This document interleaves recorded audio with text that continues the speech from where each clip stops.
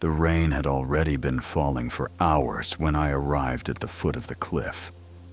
The old lighthouse stood alone above the sea, its narrow frame cutting into the gray sky like a quiet sentinel. As I stepped out of the car and pulled my coat tighter, the air greeted me with that familiar salty dampness, the kind that clung to your skin and crept into your bones. The climb to the top was slow and steady. The path, slick with rain and lined with overgrown grasses, wound its way up the rocky slope. My boots sank slightly into the mud, the sound of each step muted beneath the steady hush of rain. Far below, the waves crashed in rhythmic pulses, their roar softened by distance and fog. By the time I reached the wooden porch, the world felt far behind me. The door creaked open with a push, and a warm breath of air welcomed me inside. The interior smelled of cedar, seawater, and something old, a scent that settled deep in your memory. I hung my coat, took off my boots, and stepped onto the worn wooden floor, feeling the comforting give beneath my socks. I filled the kettle and set it on the small cast-iron stove, which radiated a gentle heat. As the flames flickered behind the glass, shadows danced softly on the walls. I moved slowly, deliberately, without urgency. This place asked nothing of me. It only offered space, to breathe, to rest, to remember. Outside, the wind brushed against the windows, not howling, just speaking in gentle bursts. I pulled a blanket from the armchair and wrapped it around my shoulders, then sank into the cushions with a long exhale. The lighthouse creaked gently in the wind, as if it too were settling in for the night. Somewhere above, the lantern turned slowly, casting its wide, silent eye out over the dark waters. Its rhythm was comforting, a distant reminder that even in solitude, something watched, something remained. I closed my eyes for a moment and let the warmth, the sound of rain, and the pulse of the sea fold around me like a second blanket. The hours passed slowly, as they always did here. There was no clock ticking on the wall, no vibrating phone in my pocket. Time moved the way it used to, gently, without interruption, measured only by the rise and fall of breath, the deep roll of waves, and the cooling of tea in my hands. I had brought a single suitcase. I never needed much in this place. Just a few sweaters, a notebook, and a couple of books whose pages had already softened with age and sea air.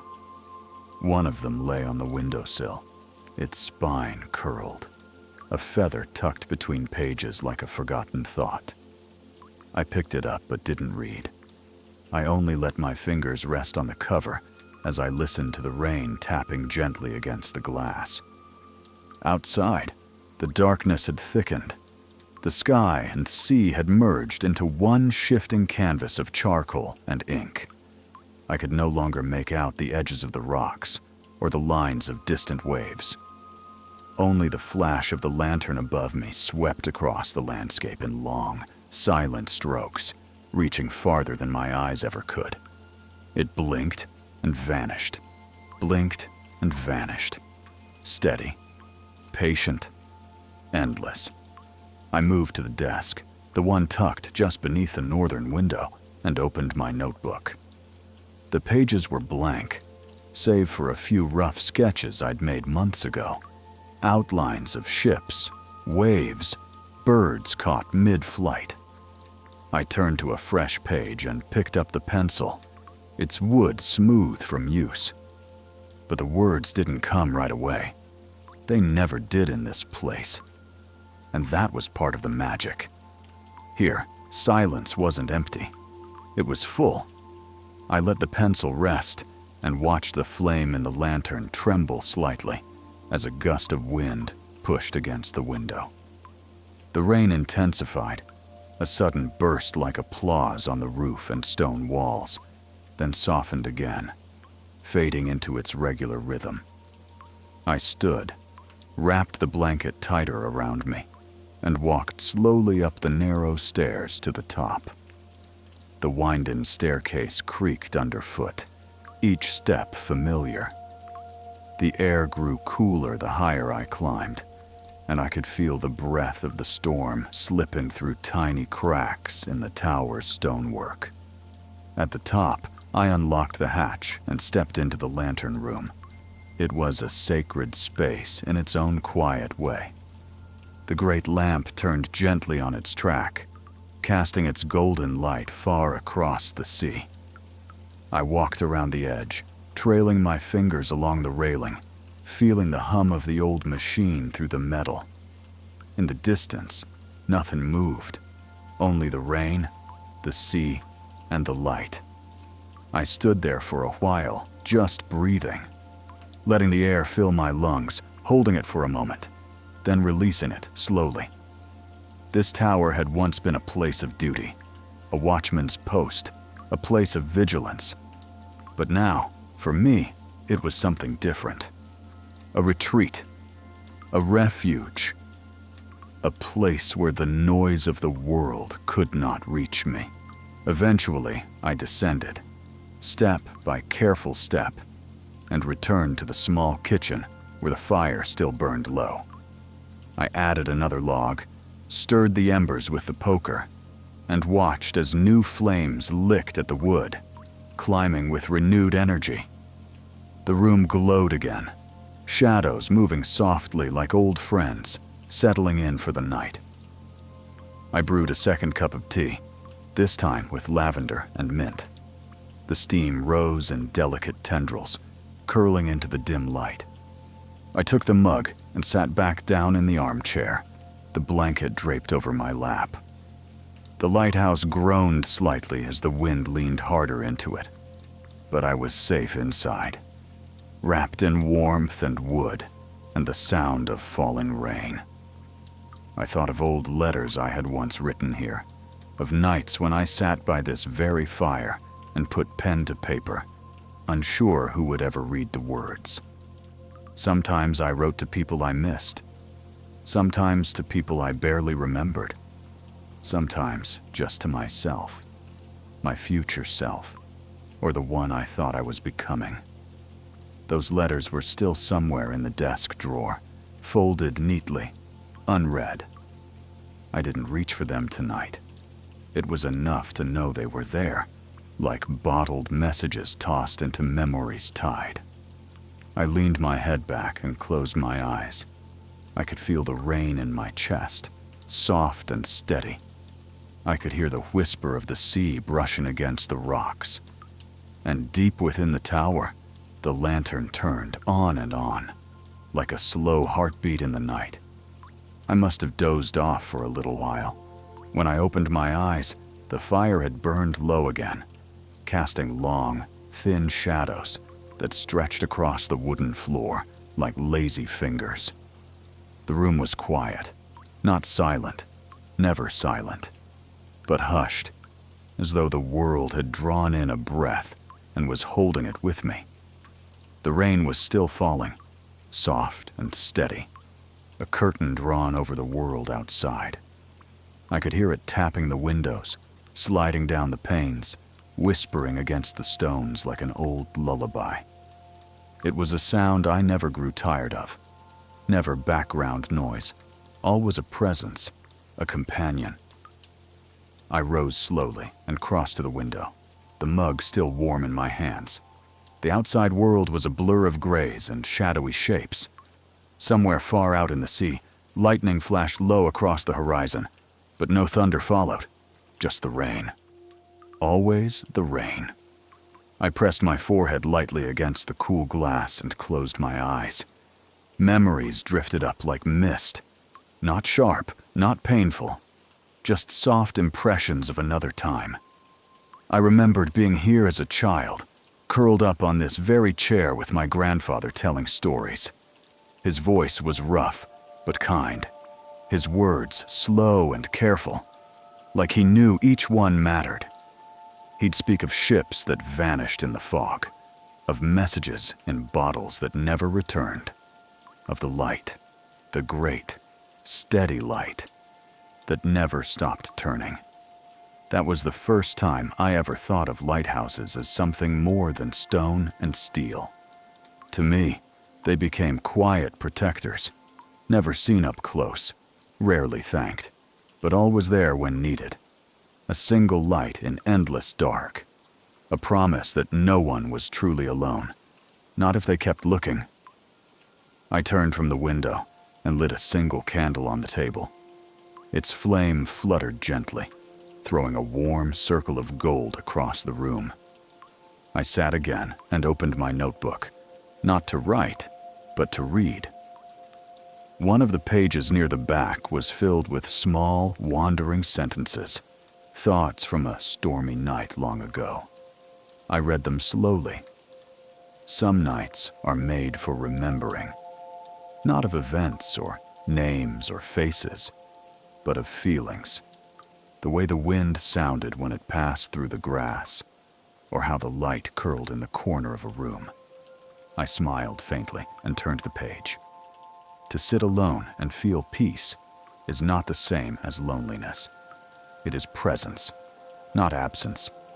A kind of quiet that says, "You are here," and that is enough. I closed the notebook and set it aside. There was a knock, faint, not loud, not urgent. For a moment, I thought it was only the house creaking again, or a branch tapping the wall. But then I heard it again, 3 soft taps. I stood and crossed to the door. When I opened it, the wind swept in first, carrying the smell of wet salt and pine. But no one stood there, just the darkness, just the storm. And then I looked down. A small envelope lay on the doorstep, weighed down by a smooth stone. My fingers hesitated before picking it up. The paper was thick, textured. No name on the front, no writing at all.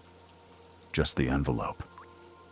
I brought it inside, set it on the table, and stared at it for a while, the firelight dancing across its pale surface. Eventually, I opened it. Inside, there was a single line, written in careful, flowing ink. Some lights are meant to be found, even when no one is looking. No signature, no explanation. But my heart knew it was meant for me. Somehow, it didn't matter where it came from, or who had brought it here, through rain and wind. It had arrived, and that was enough. I placed the envelope back inside, folded a flap, and tucked it gently into the pages of my notebook. Outside, the wind shifted. The rain softened even more, becoming almost musical, like a rhythm only I could hear. The lighthouse turned on. The sea whispered back, and I sat in the glow, wrapped in my blanket, still, grateful, and gently awake. The hours grew deeper. Night pressed its weight gently against the windows, and the lighthouse sighed softly with each breath of wind. I had long since stopped checking the time. Here, the clock didn't matter. What mattered was the feel of the air, the tempo of the sea, the quiet music of rain on stone. The fire had settled into a low, glowing bed of coals. Occasionally, a small flame would stretch upward before fading again, like a dream surfacing and slipping away. The candle on the table had burned low too. Its wax pooled around the base in soft spirals. I lit another, then carried it with me through the narrow hallway that led toward the bedroom. The room was small, but warm. The bed had been made days ago, though no one had yet slept in it. A heavy quilt lay folded at the foot, and the old nightstand held a book of poems I'd never finished. I didn't plan on sleeping yet, not while the world outside was still singing, but I wanted to be near the window, to sit, to listen, to keep company with the night. I settled into the chair beside the bed and opened the window just a little, enough to let the sea air through, cool and sweet, laced with the scent of pine and brine. The candlelight flickered slightly as the breeze entered, but held. I rested the candle on the sill and leaned back. There was a stillness in my chest I hadn't felt in a long time, a kind of grounding, as if all the scattered thoughts and worries that had followed me here had finally let go, sinking gently into the floor like dust. I could breathe, fully, deeply. The rain was lighter now, each drop more spaced, more delicate. I imagined them not falling, but choosing, one by one, to return to the earth. A soft surrender. I thought of the envelope again, now nestled inside the notebook. Its words echoed gently in my mind. Some lights are meant to be found, even when no one is looking. I wondered if the message was meant only for me, or if it was something universal, something spoken through the very act of watching a storm in silence. Perhaps we all need reminders sometimes that there is meaning in our stillness, strength in our solitude, value in simply being present. The sea answered with a deep breath, a long wave rolling in and folding itself over the rocks below. Somewhere in the distance, a single gull called once, not urgently, just to be heard. The lighthouse turned. I stood again and walked back to the lantern room. The stairway creaked under my weight, the wind more present here. The air was colder now, the night sharper, and yet it felt more alive. The moment I stepped into the glass chamber, I felt it again, that ancient, quiet power of this place. The lantern's beam cut through the dark like a slow exhale, illuminating the invisible. Mist rolled over the cliffs, catching the light and turning it into soft gold. The sea sparkled for a heartbeat, then faded again, a rhythm as old as time. I rested my hand on the railing and looked out. Somewhere out there, beyond the horizon, were lives unfolding, ships moving through black water, people turning in their sleep, hearts hoping, healing, waiting. And though they would never know this light belonged to me, I felt certain that it mattered. A simple light, turning in the dark, a promise kept. I remained there until the candle in my hand burned low, and I had to descend again. Back in the room, I poured one final cup of tea, added a spoonful of honey, and returned to the fire. I wrapped the blanket around my shoulders and sank into the chair, as if into memory itself. The rain had nearly stopped. Only a faint tapping remained, a soft coda to the night's long lullaby. I closed my eyes, not to sleep yet, but simply to rest, to feel every sound, every breath, every slow turning of the light above me, and the night listened. The fire had burned down to quiet embers now, warm and glowing in the hearth, like the final notes of a lullaby. The rain had nearly stopped, leaving behind a silence so complete it seemed to hold the very walls in stillness. Even the lighthouse, with its constant motion, felt slower, dreamier, as if the world itself had exhaled and chosen, for a time, to rest. I lay back in the armchair, the blanket pulled up to my chin, tea forgotten on the table beside me. My eyes traced the shadows along the ceiling, watching them drift and reshape with the faint flicker of the remaining candle light. My mind floated, untethered, moving somewhere between thought and sleep, between memory and dream. The room breathed with me, each inhale soft and quiet, each exhale deeper, more surrendered.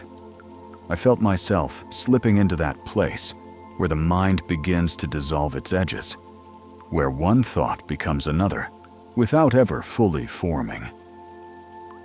I saw images, not memories exactly, but impressions. The light from the lantern sweeping over stormy seas, a bird perched on the balcony, blinking slowly in the wind. My own hands, younger, holding a paper boat at the edge of the water.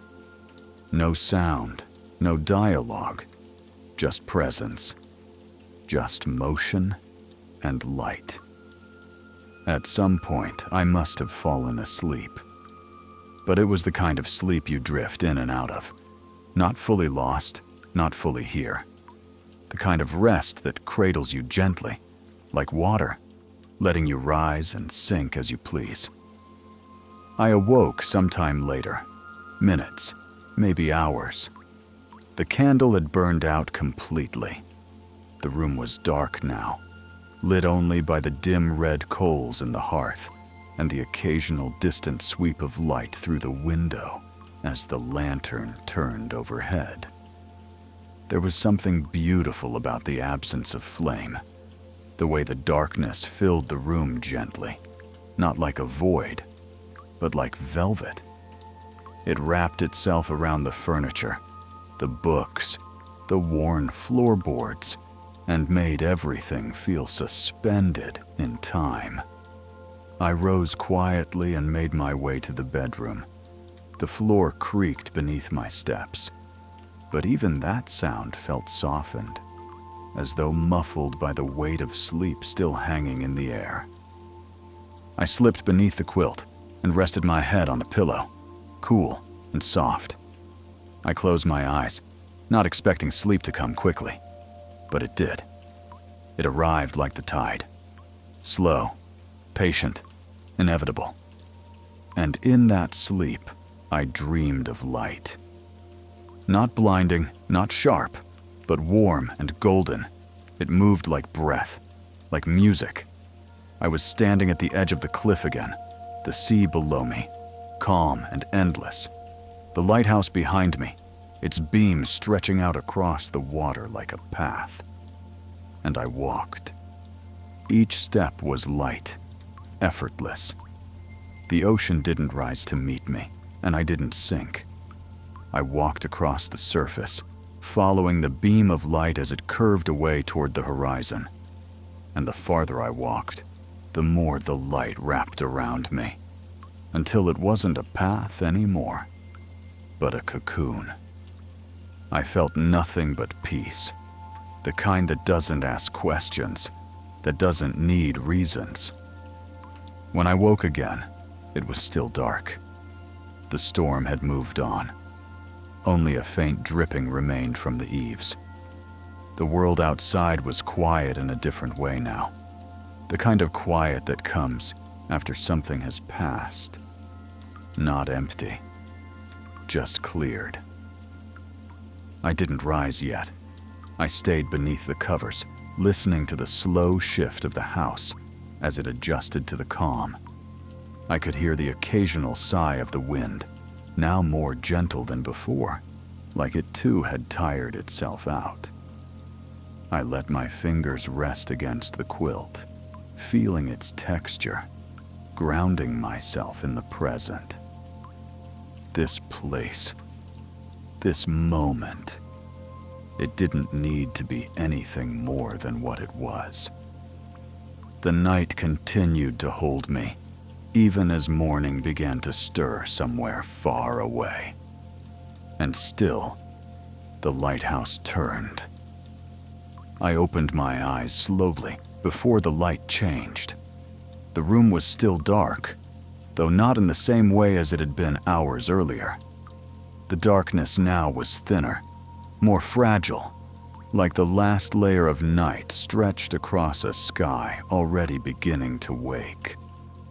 For a few long moments, I didn't move. I simply breathed and listened. There was no more rain, just the soft, rhythmic sound of distant water against the rocks, and the occasional groan of the wooden walls settling as the temperature shifted. The silence was deeper than sleep, deeper than stillness. It was the kind of silence that only came after a storm.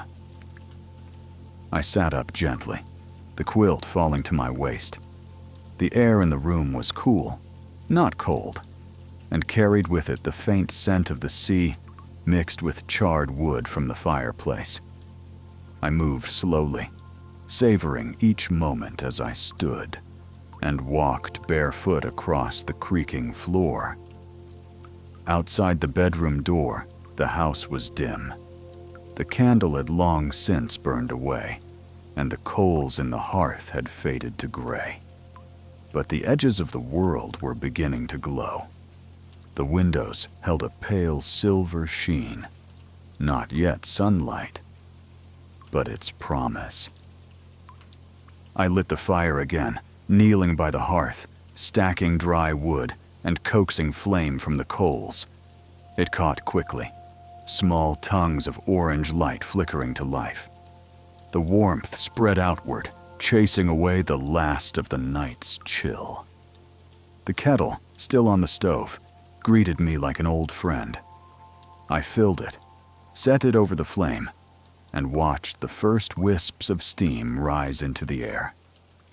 Outside the window, a soft mist drifted low over the rocks, curling and shifting as though reluctant to leave. I stepped out onto the porch. The wood was damp beneath my feet, but the air was clean and sharp, like it had been scrubbed by the storm. The sky above was painted in gradients, deep blue fading to silver, with soft hints of gold gathering low on the horizon. Far below, the ocean moved with grace, no longer angry, no longer crashing, just rolling in long, smooth pulses. The kind of movement that spoke of balance, of time passing without force. Gulls wheeled slowly in the distance, their cries faint, their wings carving silent paths through the air. I stood there a while, breathing, watching, letting the morning unfold. When I came back inside, the kettle was beginning to hum. I poured the water over tea leaves, rosemary and lemon balm this time, and let it steep while I tidied the room.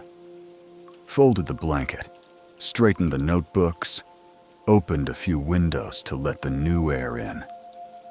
The light had shifted now. It filled the room with soft gold, brushing every surface gently. The worn wood of the floor, the shelves lined with books and forgotten shells, the photographs faded with time, all of it touched by morning. I carried my tea to the desk beneath the northern window and sat with the notebook again. This time, the words came more easily. Not grand thoughts or revelations, just observations, just presence. The lighthouse is breathing again, not through effort, but through rest. The storm is over. The silence speaks. I paused, let the ink dry on the page. Some mornings aren't meant to begin. They're meant to continue something beautiful that never truly ended. I smiled, closed the notebook, and let the tea warm my hands. A shaft of light slipped across the floor, slow and steady, like a sundial in motion. And above me, the lantern still turned. Not because it had to, but because it always had. Some rituals don't need purpose. They just need space to continue. I leaned back, let the chair creak beneath me, and welcomed the quiet joy of a world beginning again. The morning unfolded without hurry. There was no agenda, no plan waiting for me, no schedule quietly tapping at my shoulder. Only the light, clean, soft, and unashamedly slow, pouring into the room like something sacred.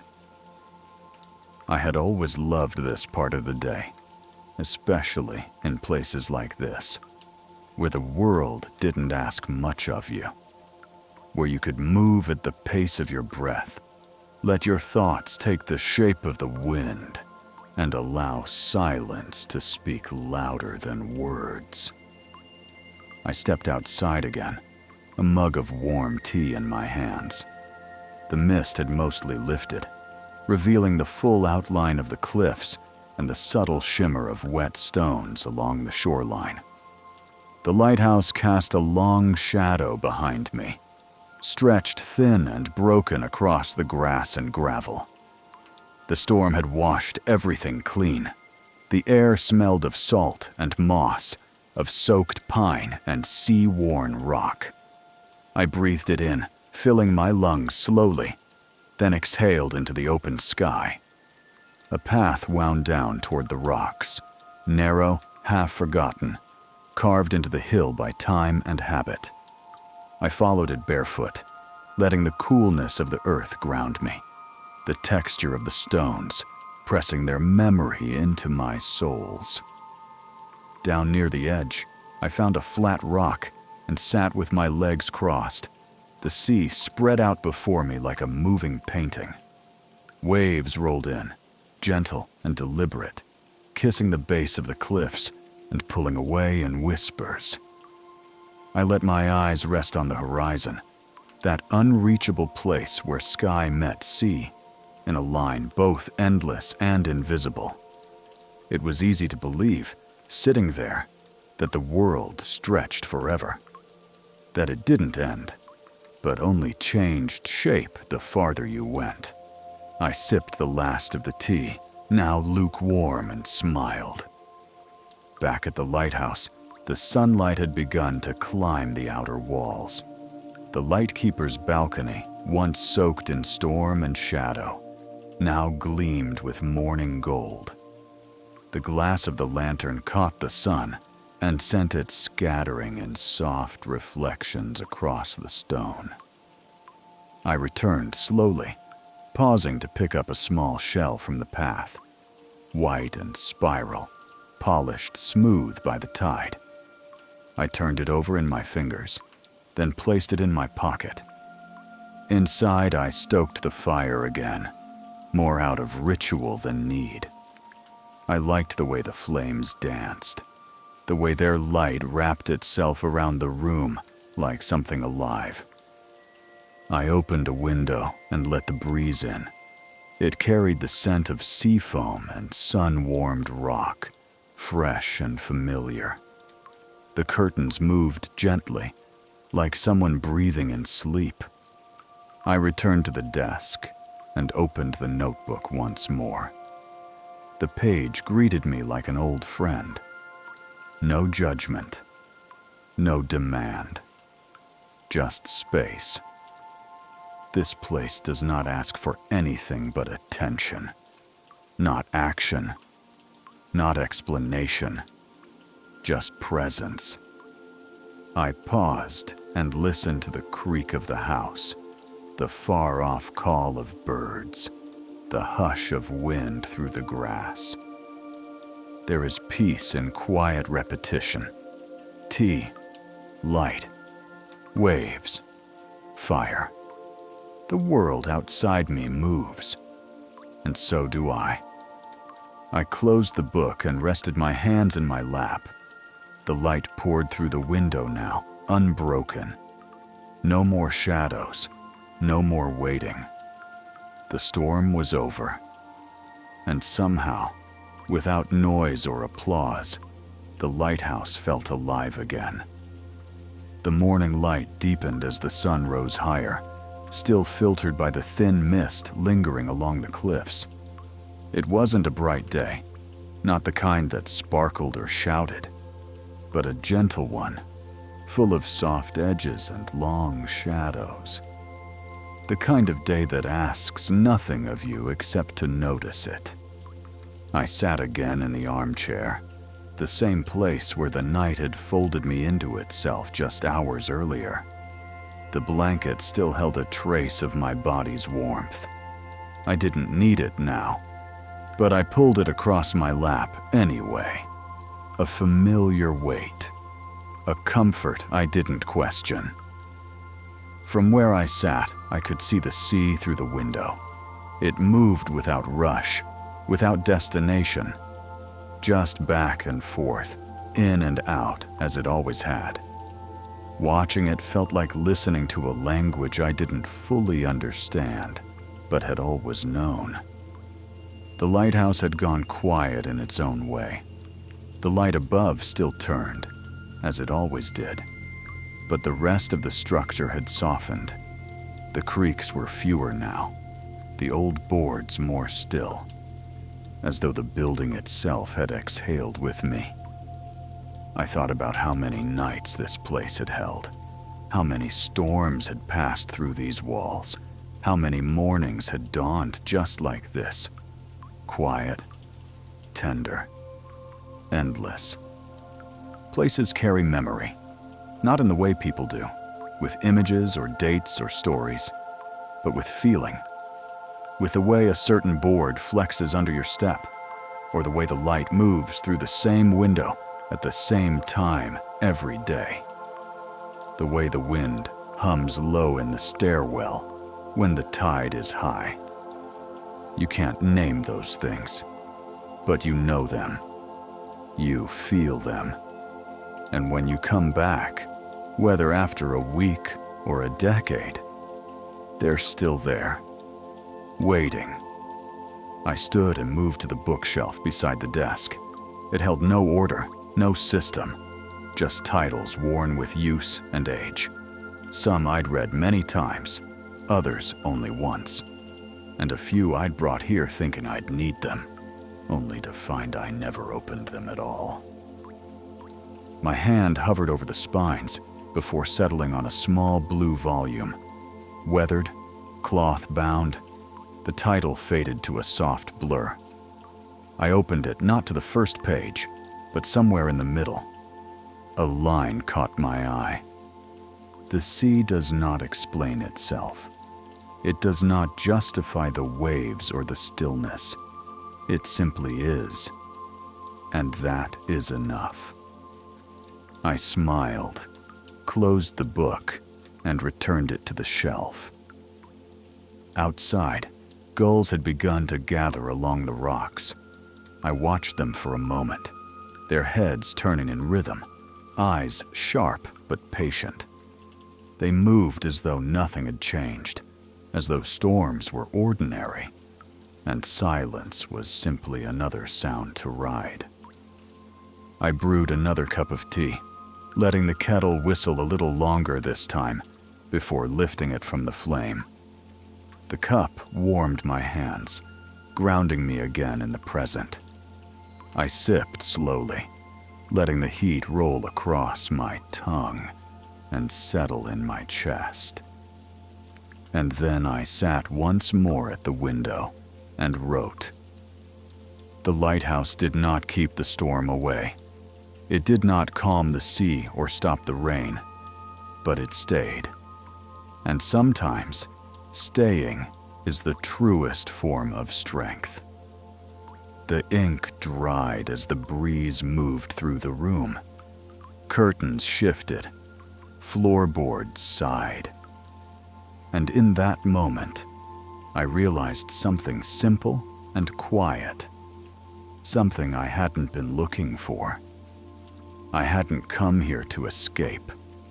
I had come to remember what it meant to be still, to breathe, to listen, to be part of something larger and slower than the world outside my door. And in doing so, I had returned to myself. The hours passed as the morning stretched itself wide across the sky. The mist had finally lifted, retreating slowly into the sea like a tide in reverse. Sunlight touched the rocks now, and even the shadows seemed more certain, more defined. I had changed into fresh clothes, another soft sweater, thick wool socks, comfortable jeans. The kind of outfit made not for appearance, but for being. I moved around the house with slow intention, folding the blanket, cleaning the mug, brushing my fingers lightly along the tops of old picture frames. Each object had its place, but more than that, it had its memory. The coat hook by the door where a storm-wet jacket once hung for days. The uneven plank in the floor that always made me pause, just enough to remember where I was. The chipped ceramic bowl on the shelf, still holding polished stones I had picked up from the shore long ago. Nothing here was perfect, and nothing needed to be. The lighthouse breathed with me. Every creak, every shift in light, every whisper through the walls. It was alive, not in the way people are, but in the way mountains are. It listened, it held, it waited. I found myself walking the rooms more than sitting now, not out of restlessness, but from a quiet energy building in my chest, the feeling that always came after deep rest. Not urgency, but readiness. Not escape, but return. By the window, I stood again and watched the sea. It was full of light now, glittering where it had been dark just hours before. The waves no longer whispered. They spoke clearly, calmly, as if assuring me that the storm had passed, not only outside, but within. And with that, I felt the beginning of goodbye. Not in words, not in finality, just the gentle awareness that this moment, like all moments, was moving forward. That I would soon leave this place again. That I would carry it with me, quietly, like salt in the seams of my coat. I gathered a few things: the notebook, the pen, the book with the line about the sea, the small white shell from the path. I placed them carefully into my bag, as if packing memory itself. The rest I would leave, not behind, but here, where it belonged. I brewed one last cup of tea and took it outside, stepping barefoot onto the porch. The wood was dry now, warm from the sun. The wind had softened into something gentle, no longer a force, but a presence. The sea spread wide and endless before me. Above it, gulls traced circles in the air, and far on the horizon, the clouds had broken completely. Blue sky shone through, clean and whole. I sipped my tea slowly, letting the final quiet of the lighthouse settle into me, letting the memory take shape in real time, not as a reflection, but as something fully alive. And I knew then, with the kind of knowing that doesn't come from thought, but from being, that this place was never about leaving or staying. It was about arriving, over and over again. The lighthouse stood behind me now, its frame steady and tall against the soft morning sky. The sun had risen just high enough to paint the cliff face in gold, brushing the wild grass with threads of warmth. I took one last look at the balcony, at the lantern room above, its glass catching light, its slow turn still in motion. Some part of me wanted to stay longer, to delay leaving, but I knew better. These moments, the rare ones that wrap you in silence and give you back to yourself, they're not meant to last forever. They're meant to be carried. And I was ready to carry this. I walked the narrow path down the hill, the one I had climbed in the rain what now felt like a lifetime ago. The stones were dry, the earth firm beneath my boots. The grass brushed gently against my legs as I passed, whispering like an old friend who needed no words. Below, the car waited just where I had left it, quiet and still beneath the dappled light. I placed my bag on the passenger seat and paused with the door still open, looking back up the slope. The lighthouse didn't call out. It didn't reach after me. It simply stood, as it always had.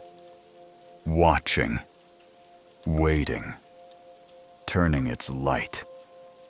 There was something comforting in that, the knowledge that I didn't have to stay for it to keep being what it was.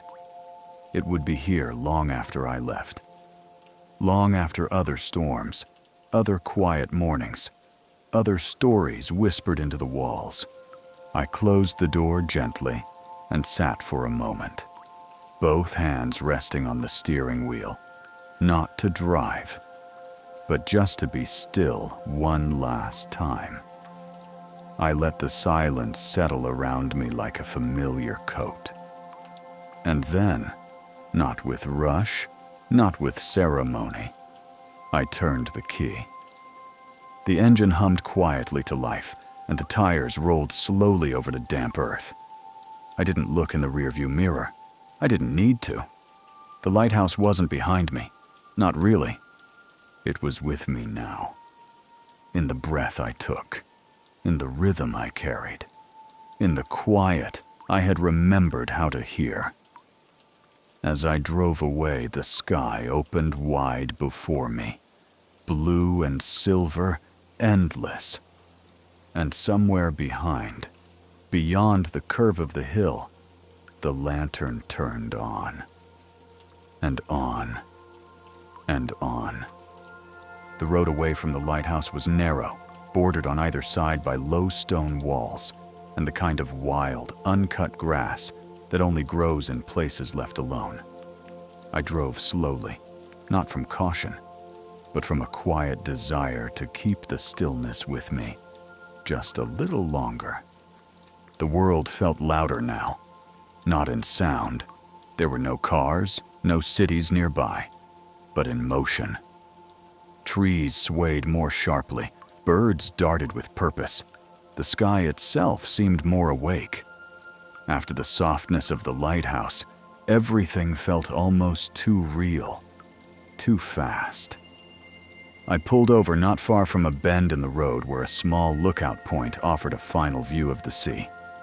The gravel crunched beneath my boots as I stepped out and walked to the edge.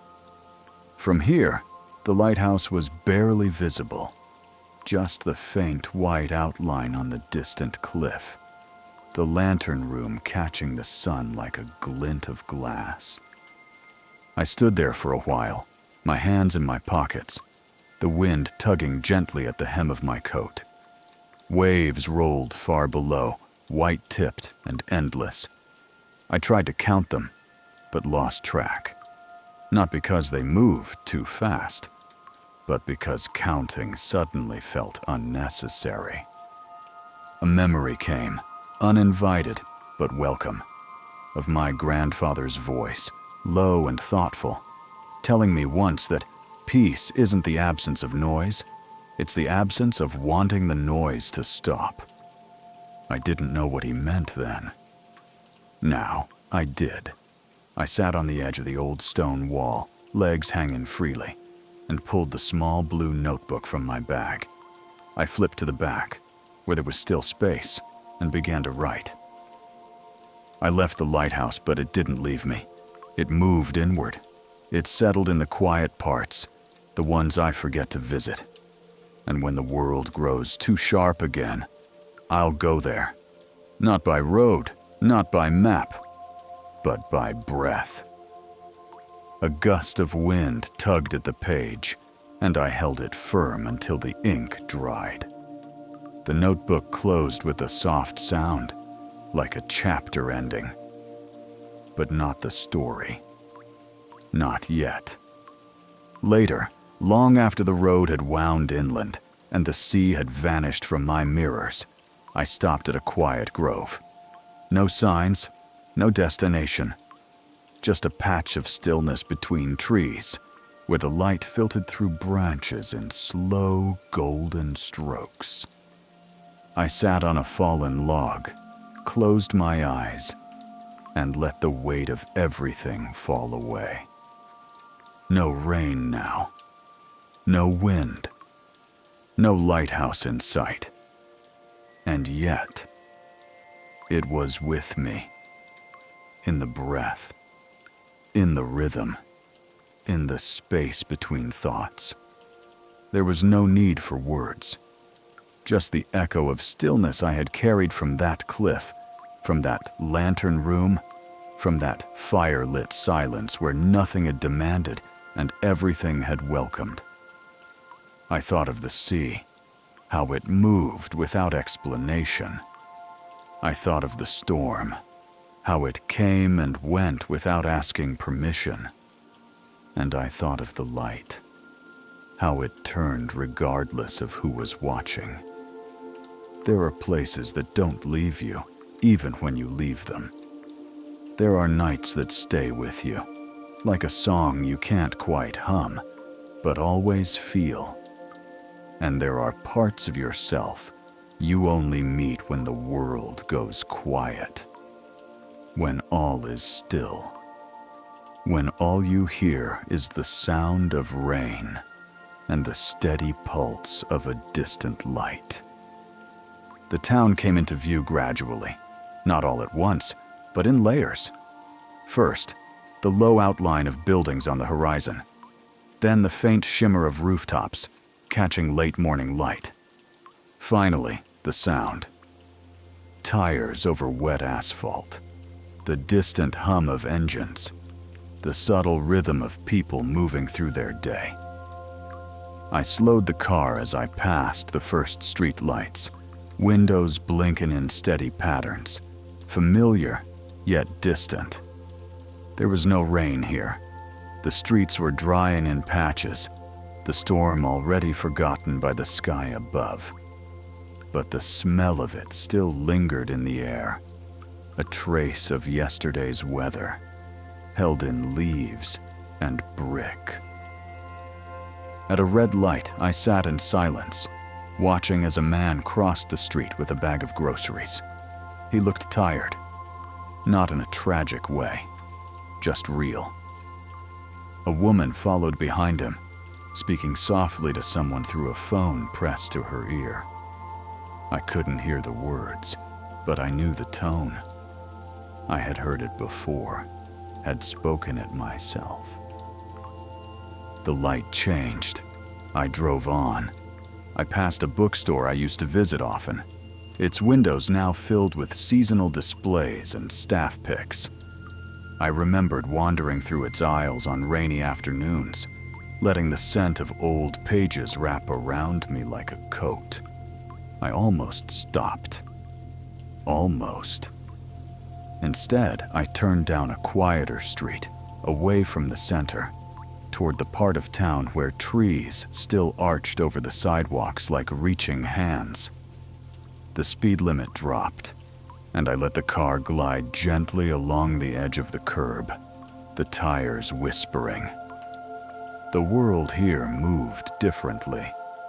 Not as slowly as the lighthouse, no, but not rushed either. There was rhythm, intention. Even the ordinary had its own kind of grace, if you looked closely enough.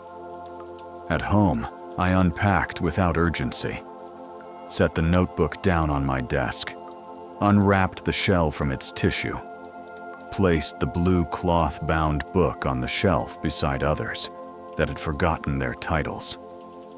The rooms welcomed me like a coat that still remembered my shape.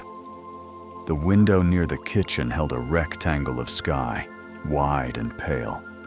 A breeze moved through the house in gentle sighs. I brewed a cup of tea, not because I needed warmth, but because I needed rhythm. The sound of water boiling, the weight of the mug in my hand, the steam rising into the quiet. I sat near the window and sipped slowly, letting the light touch my face. Outside, a car passed. A dog barked once, then stopped. The kettle cooled. And somewhere, faint but present, I could still hear the rhythm of waves. It was in me now, not loud, not constant, but there, like the beam of the lighthouse, circling far in the distance, like a memory that didn't fade, only softened. I opened the notebook and began to write again. It's strange to return to noise after living in quiet, not because the noise is wrong, but because the quiet taught me how to listen. Now, I hear things I didn't before, the spaces between words, the breath before laughter, the weight in someone's silence. I am not different, but I am more aware of myself, of others, of the invisible threads that bind the moments of a day together. The lighthouse still turns. I closed the notebook and leaned back, letting the afternoon unfold. The light shifted across the wall, inch by inch. Shadows moved with it, slow and unbothered.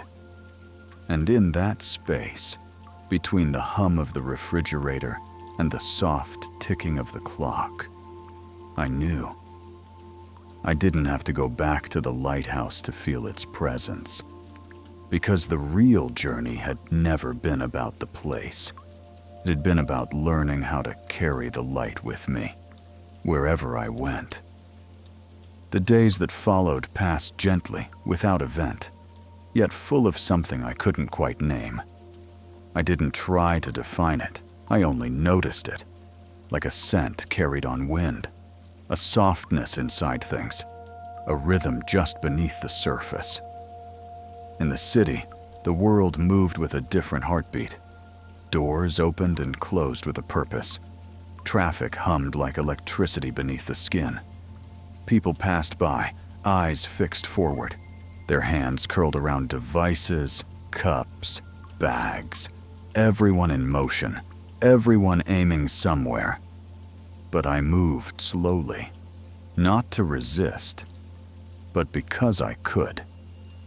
The stillness of the lighthouse hadn't left me. It walked with me, sat beside me in cafes, waited at crosswalks, leaned against the bookshelves in shops. It was a quiet thread running through every moment, invisible to anyone else, but strong enough that I never lost my place. On the second morning home, I took a walk through the park at sunrise. The path was damp from night dew, the air cool and touched with early bird song. I watched the trees reach upward in sleepy silhouettes, and the grass shimmered with pale blue light. There was a small pond at the center of the park, nothing remarkable. Ducks drifted in lazy arcs, and a bench sat beneath a willow tree whose branches brushed the water's surface like fingertips. I sat there for a long time, not doing anything, just watching, breathing. The wind moved gently through the leaves, and I closed my eyes. For a moment, just one, I was back at the lighthouse.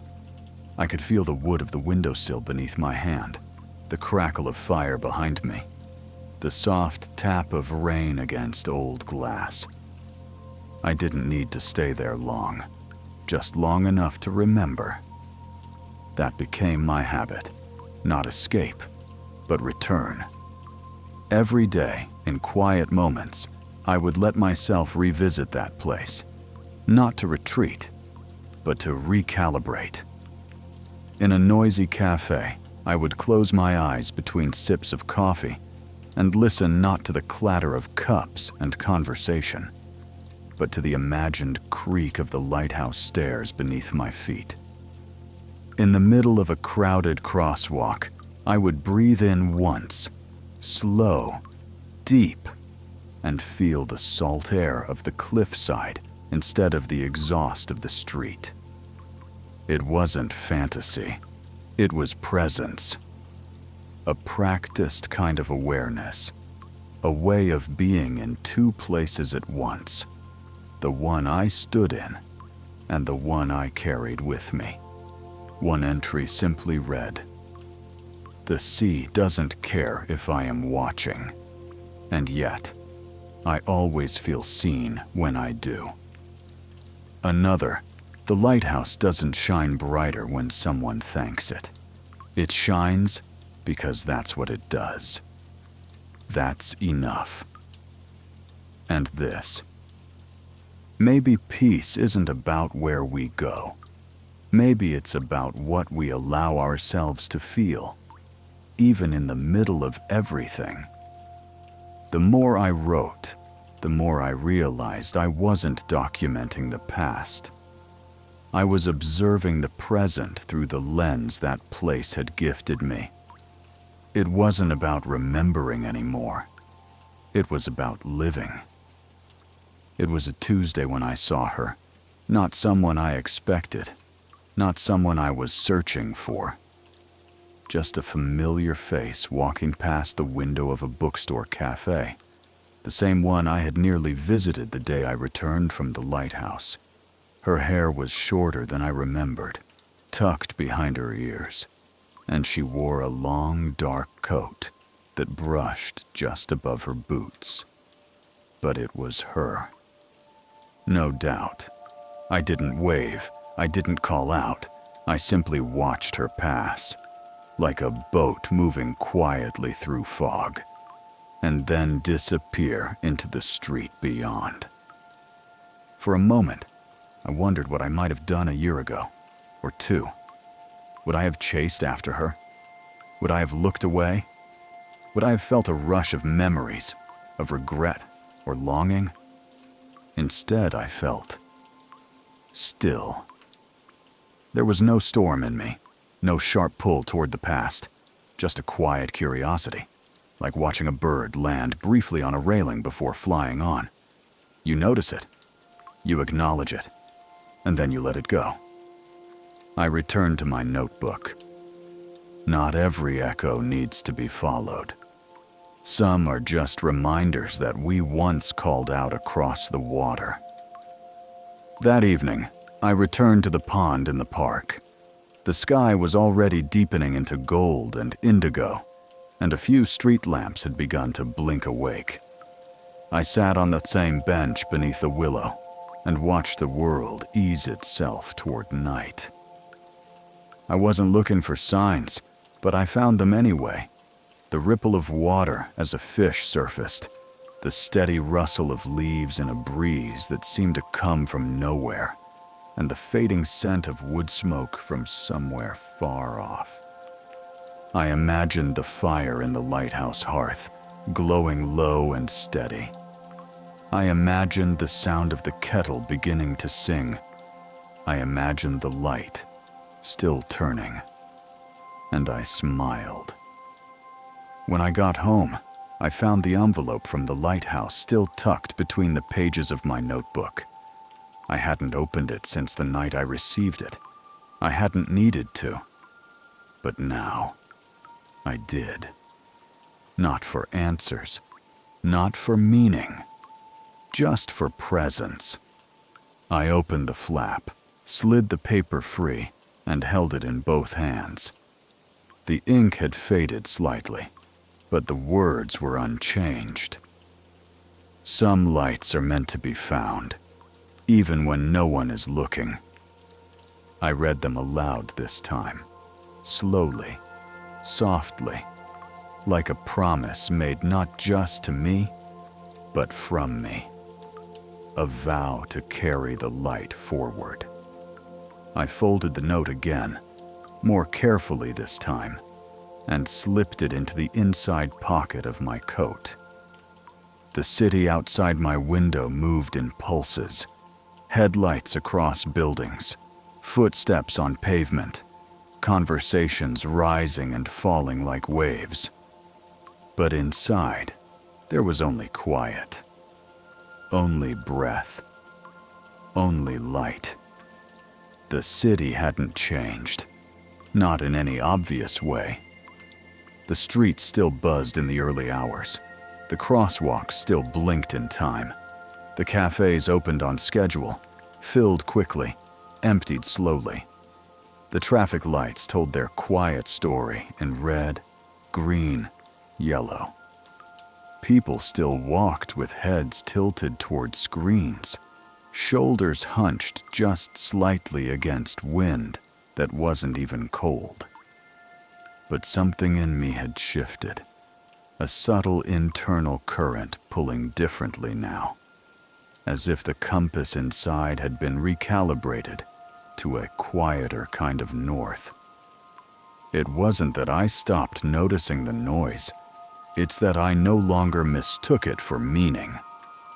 I began to look for pockets of silence, even in the middle of movement, and I found them, between elevator doors, inside the pause before someone answered a question, in the hush between songs on a busy street. These moments were the echoes of the lighthouse. Not literal, not romantic, but real. They lived in my posture, in my breath, in the way I chose not to fill space just for the sake of filling it. One afternoon, while walking through a museum, I paused in front of a painting, a simple landscape. Sea, cliff, storm, sky. I stared at it for a long time without reading the plaque. The color of the clouds reminded me of that first night on the path. The light in the sky had the same hush as the morning after. My throat tightened, not from sadness, but recognition. A child nearby tugged at their parents' hand. "It's just gray," they said. And I smiled. That evening, I took the long route home. The sun had already begun its slow descent, the buildings casting tall shadows across the street. A breeze moved through the trees overhead, carrying with it the scent of pavement, pine, and distant cooking oil. A strange mix, familiar. I passed a row of houses with their windows lit, squares of domestic quiet. Inside, people moved, setting plates, folding towels, laughing into phones. Life, untouched by poetry, yet somehow more poetic because of it. I imagined myself in one of those windows, not from longing, but from understanding. A still figure inside a quiet room, tea on the counter, book on the table, curtain breathing with the open window. And somewhere, far away, a lighthouse still turning. When I got home, the sky was the same color as wet stone. I opened the window in my bedroom and let the air drift in, cool and dry. I turned off every light, sat in the center of the room, waited, and there it was. That old, quiet rhythm. Not of rain this time, not of waves, but of breath, of presence, of being. No narration, no reflection, just stillness. And then, in the dark, I whispered something to no one in particular, a phrase I hadn't planned, but that came anyway. I am still at the lighthouse, even here. And I believed it. Weeks passed, maybe more. I didn't mark the time. It didn't feel necessary anymore. Life had returned to its usual shape. Errands, deadlines, morning routines, small talk in elevators. The everyday world, wrapped in its usual clothes. But something beneath had changed, and I carried that change not like a secret, but like a quiet pulse beneath the surface. The lighthouse no longer came to me only in still moments. It was there in motion, too, in conversation, in sound, in color. It was in how I listened when others spoke, in how I let silence breathe before answering, in how I no longer tried to rush from one thing to the next just to fill the day with movement. There were moments I caught myself looking at people the way I once looked at the sea, steady, curious, without trying to name or fix what I saw, just observing, being present. Some nights, when the city lights were too harsh or the noise felt like static, I would lie in bed, eyes open, and imagine the lantern. Not in detail, not as a building, but as a rhythm, slow even, endless. A soft rotation of light across a dark sea. I thought about how it never asked who was watching. It just turned.